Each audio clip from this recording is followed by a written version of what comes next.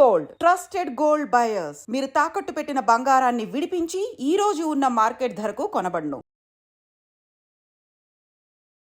అందరికీ నమస్కారం. Welcome back to IT media. నేను మీ ఝాన్సీ. మన ఆయుర్వేదం ప్రోగ్రామ్కి అందరికీ స్వాగతం. అయితే షుగర్ బీపీ ఉన్నప్పుడు జనరల్గా బీపీ టాబ్లెట్ మార్నింగే వేస్తూ ఉంటారు. షుగర్ కూడా ఫాస్టింగ్తో అంటే లేవగానే టాబ్లెట్స్ వేసుకుంటూ ఉంటారు కదా. ఇవన్నీ కంట్రోల్ చేయడానికి మళ్ళీ ఒక గ్యాస్ టాబ్లెట్ వేస్తారు. ఆ ఎండ్ ఆఫ్ ద డే ఒక 10 టాబ్లెట్స్తో 12 టాబ్లెట్స్ మొత్తం యూస్ చేస్తూ ఉంటారు, గుండెకి అని చెప్పి, షుగర్లు, బీపీలు అని చెప్పి. సో ఇలా ఉన్నప్పుడు ఫాస్టింగ్ అంటే ఉపవాసం చేస్తే ఏమైనా షుగర్ బీపీ కంట్రోల్ అయ్యే అవకాశం ఉంటుందా? ఫాస్టింగ్ అనేది మంచిదేనా? ఈ విషయం తెలుసుకుందాం. ప్రస్తుతం మనం ఉన్నాము హెర్బలిస్ట్ ఇంకా న్యాచురల్ హీలర్ ఆంజనేయరాజు గారితో, ఆయుర్వేద వైద్యులు. వారిని అడిగి ఈ సమస్యకు ఒక పరిష్కారం తెలుసుకునే ప్రయత్నం చేద్దాం. నమస్తే అండి. నమస్కారం. ఎలా ఉన్నారు సార్? బాగున్నానండి. ఈ ఫాస్టింగ్ అనేది మనకి చాలా నాళ్ళ నుంచి మన వాళ్ళు చెప్తున్నారు అనేది ఉంది, ఉపవాసం.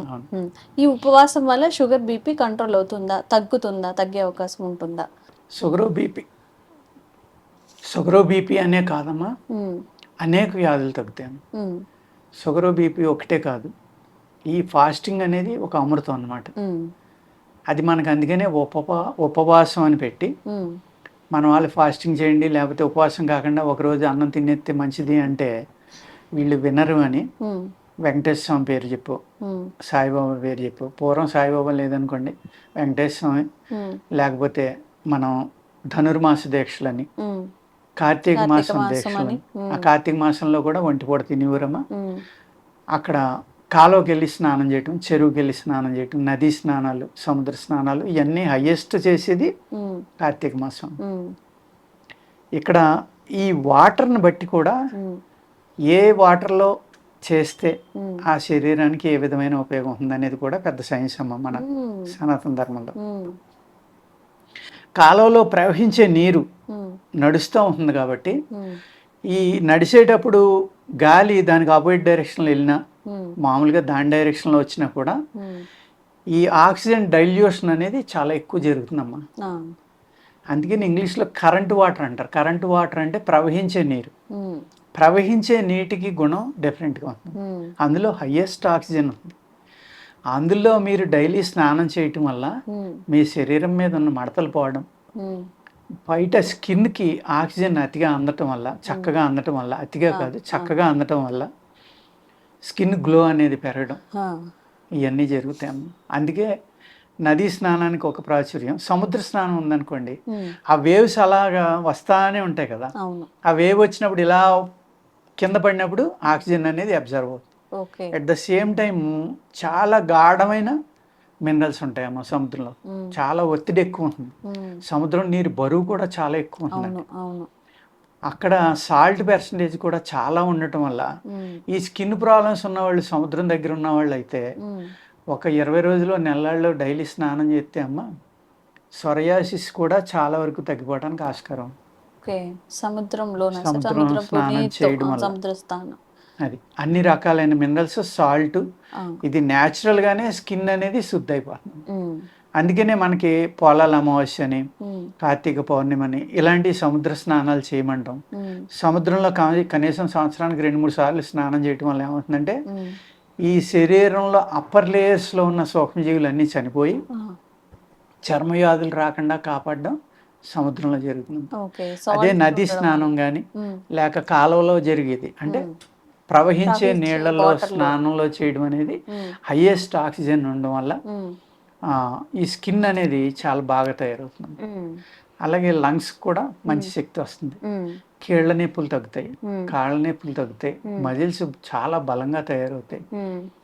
అందుకేంటంటే ఈ స్విమ్మింగ్ అనేది ఏం చేస్తున్నాం, సిటీల్లో మనకి ఏమీ లేదు కాబట్టి, ఇటువంటివి దొరకవు కాబట్టి మనకి స్విమ్మింగ్ పూల్స్ అనే వాటిలో స్నానం చేస్తున్నాము. అది నిలకడగా ఉన్న నీరు, అందులో ఆక్సిజన్ పర్సంటేజ్ చాలా తక్కువ ఉంటున్నాం.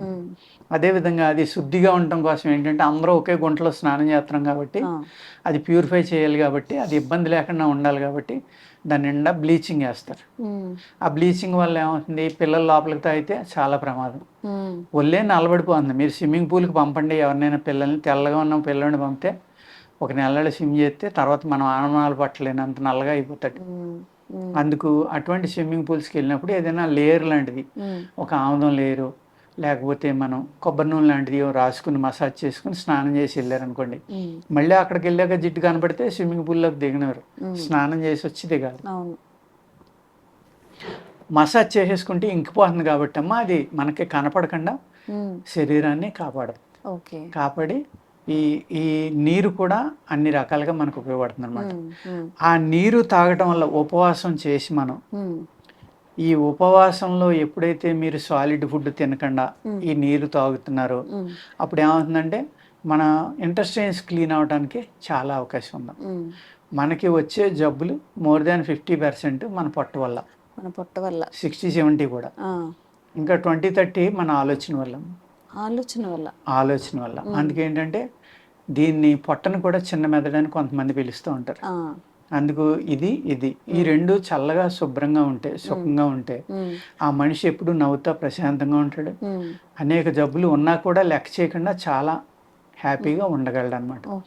అందుకు ఉపవాసం చేయటం వల్ల మొత్తం మీ ఇంటెస్టైన్స్ అన్నీ శుద్ధి అవుతాయమ్మ. ఆహారం అనేది ఆఖరు ఇది కూడా అరిగిపోయి పూర్తిగాని శరీరం అంతా తేలిక పడిపోవడం వల్ల మీ పొట్టలో బ్యాక్టీరియా ఏదైతే ఉందో అదంతా శరీరం అంతా స్ప్రెడ్ అవుతుంది. శరీరం అంతా స్ప్రెడ్ అయ్యి ఈ పొట్టలో ఉన్న బ్యాక్టీరియా ఏదైతే ఉందో ఇదే ధాతువుల్ని పుట్టిస్తుంది, సెల్స్ని పుట్టిస్తుంది అని చెప్తారమ్మా ఆయుర్వేదంలో కానీ, ఒక యోగ శాస్త్రంలో కానీ, యోగులు కానీ. నేను ఒక స్వామీజీ సంభాషణలో విన్నాను. ఆయన సైన్స్ బాగా చదువుకున్న ఆయన మాట్లాడితే ఇదే అన్నారు, మీరు ఉపవాసం చేయడం వల్ల మీ పొట్టలో ఉన్న బ్యాక్టీరియా మీ బాడీ అంతా తిరిగి టీ సెల్స్ని పుట్టిస్తుంది. ఒక్క టీ సెల్ 10,000 ఆటోఇమ్యూన్ సెల్స్ని చంపుతుంది. అంత అద్భుతమైన రిజువనేషన్ మీ బాడీలో జరుగుతుంది ఉపవాసం వల్ల. ఇదే సిస్టాన్ని తీసుకున్నామా మరి ఇస్లామిజం ఉంది, వాళ్ళు రంజాన్ మాసం అని ఒక నెల పాటు ఒకసారి తినడం వల్ల ఏమవుతుందమ్మా 30-40 డేస్ అనుకుంటా, నాకు తెలియదు అది.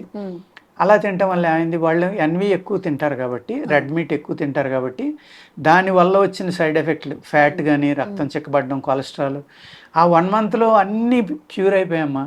వెయిట్ లాస్ అయ్యి చక్కగా తయారయ్యి మళ్ళీ ఆరోగ్యంగా తయారవుతాం. అందుకు ఫాస్టింగ్ అనేది వాళ్ళు పెట్టారు. మన హిందూ ధర్మంలో పూర్వం నుంచి ఉందమ్మా. సనాతన ధర్మం, హిందూ ధర్మంగా సనాతన ధర్మంలో ఫాస్టింగ్ అనేది మానవ జాతి ఉన్నప్పటి నుంచి ఉందమ్మా. అలాగే ధనుర్మాస దీక్షలని, లేకపోతే ఏకాదశి ఉపవాసాలు అంటారు. ఏకాదశి ఉపవాసం గురించి నేను హిమాలయ మహాత్ములను ఒక ఆయన అడిగితే, ఏకాదశి అనే రోజుని ఏదో ఒక వృద్ధభాను అనే నక్షత్రం వస్తుంది, అది 28వ ఎవరికి తెలియదు. ఆ నక్షత్రం వచ్చినప్పుడు వండి ఉంచిన ఆహారం ఏమైనా ఉంటే విషతుల్యం అవుతుంది కాబట్టి ఆ రోజు ఆహారం తీసుకోకుండా పళ్ళు మాత్రమే తీసుకుంటే ఆరోగ్యం చాలా కుదుట పడుతుంది అనేది ఆ స్వామీజీ చెప్పారు. ఇది నేను చెప్పిన మాట కాదు. ఇలాగా అనేక రకాల పద్ధతులు ఉన్నాయండి. ఈ ఉపవాసం చేయడం వల్ల ఏమవుతుందంటే మీ పొట్టలో క్రిములు ఏవైతే ఉన్నాయో వాటికి ఆహారం దొరకపోవడం వల్ల ఆ క్రిములన్నీ కూడా చనిపోవడం కానీ లేకపోతే బయటికి వెళ్ళడం కానీ జరుగుతున్నాం. ఈ విశ్రాంతి ఎప్పుడైతే మీ ప్రేగులకు దొరికిందో ఉపవాసంలో, ఆ ప్రేగులు రెస్ట్ తీసుకోవడం వల్ల అవి మళ్ళీ రిజోనేట్ అవ్వటానికి అవకాశం ఉంది. ఇన్ని రకాలైన ఉపయోగాలు. ఎప్పుడైతే మీరు ఉపవాసం చేశారో, మీ స్టమక్ ఖాళీగా ఉందో, మీ శరీరంలో ప్రేగుల్లో ఉన్న బ్యాక్టీరియా అంతా ఫ్రీ అయిపోయిందో, అప్పుడు మీ లంగ్స్ కూడా ఎక్కువ ఆక్సిజన్ తీసుకుంటాయి. తీసుకున్నప్పుడు మీ బ్లడ్లో ఆక్సిజన్ పర్సంటేజ్ ఎక్కువ కలవడం వల్ల మీ బ్రెయిన్కి కూడా ఆక్సిజన్ చక్కగా ఉంటుంది. ఇన్ని రకాలైన ఉపయోగాలు ఫాస్టింగ్ వల్ల ఉన్నాయమ్మా. అందుకు అంత బాగా బాడీ రిజోనేట్ అయినప్పుడు ఇంకా షుగర్, కొలెస్ట్రాల్ లేకపోతే బీపీ లాంటివి కంట్రోల్ అవడానికి ఏముందండి, డెఫినెట్గా కంట్రోల్ అవుతాయి. కానీ కొంతమంది తినకపోవడం వల్ల, గ్లూకోజ్ తగ్గిపోవడం వల్ల కూడా చాలా ప్రమాదం జరుగుతుందమ్మా. అది ఎవరికి అంటే ఇన్సులిన్ తీసుకుంటాం, లేకపోతే హై డోస్లో షుగర్ టాబ్లెట్లు ఇలాంటివి వాడడం వల్ల ఏమవుతుందంటే వాళ్ళకి ఆహారం కూడా తీసుకోవాలి సరిపడి. ఆహారం తీసుకోకుండా ఇన్సులిన్ తీసేసుకోవడం వల్ల నీరసంగా ఉండడం, కళ్ళు తిరిగి చనిపోవడానికి కూడా అవకాశం ఉంది. ఎక్కువ ఇన్సులిన్ తీసుకోవడం వల్ల చనిపోతారు. ఇమీడియట్గా డౌన్ అయిపోతుంది షుగర్, డౌన్ అయిపోవడం వల్ల చనిపోతారు. అందుకు అటువంటి వాళ్ళు ఇటువంటివి కాకుండా వాళ్ళ శరీర తత్వాన్ని బట్టి ఇప్పుడు మనం ఏదో వీడియో చేసాం చెప్పాము వాళ్ళందరికీ ఇదేదో ఉపవాసానికి షుగర్ తగ్గిపోతుంది మనం మొదలు అందరూ పెట్టారు ఉపవాసం చేస్తే మళ్ళీ ఇబ్బంది పడతారు. మళ్ళీ ఇబ్బంది పడతారు. అలా అందుకనే ప్రతిదీ కూడా ఆలోచించుకోవాలమ్మా. నేను చెప్పినా ఇంకొకళ్ళు చెప్పినా ఇందులో మంచి ఏంటి చెడు ఏంటి, ఇది అందరికీ పనిచేస్తుందా లేదా, అందరం ఇది ఫాలో అవ్వచ్చా లేదా, అది అందరికీ ఏది పనిచేయదు. ఏదైనా కూడా మనం చెప్పిన దాన్ని స్టడీ చేసి మనకి ఎంతవరకు ఉపయోగపడుతుంది అనేది ఆలోచించుకుని చేసుకోవాలి తప్ప గుడ్డిగా దేన్ని నమ్మకూడదు, గుడ్డిగా దేన్ని ఫాలో అవ్వకూడదండి. ఓకే, ఉపవాసం వల్ల ఇన్ని ప్రయోజనాలు ఉన్నాయండి. కేవలం నేను అడిగింది షుగర్ బీపీ కోసం మాత్రమే, బట్ షుగర్ బీపీ మాత్రమే కాదు చాలా రకాల డిసీజెస్ తగ్గే అవకాశం ఉందంట. బట్ ఇన్సులిన్ తీసుకునే వాళ్ళు కానీ షుగర్ టాబ్లెట్స్ వేసుకునే వాళ్ళు కానీ కొంచెం జాగ్రత్తగా ఉండాలి కదా సార్. ఉపవాసం చేసేటప్పుడు కూడా ఎక్కువ టైం తినకుండా ఉండకుండా ఉపవాసం చేసే పద్ధతులు చేస్తే మీకు దానికి పర్ఫెక్ట్ దానివల్ల వచ్చే ఫలితం ఏదో ఖచ్చితంగా వస్తుంది. అండ్ వీడియో కూడా పూర్తిగా చక్కగా ఏం చెప్పారో అవన్నీ చూసి అలా పాటిస్తూ చేస్తే మంచిది, కొంచెం కంట్రోల్లో ఉండే అవకాశం అయితే ఉంటుంది. Thank you sir. నమస్కారం.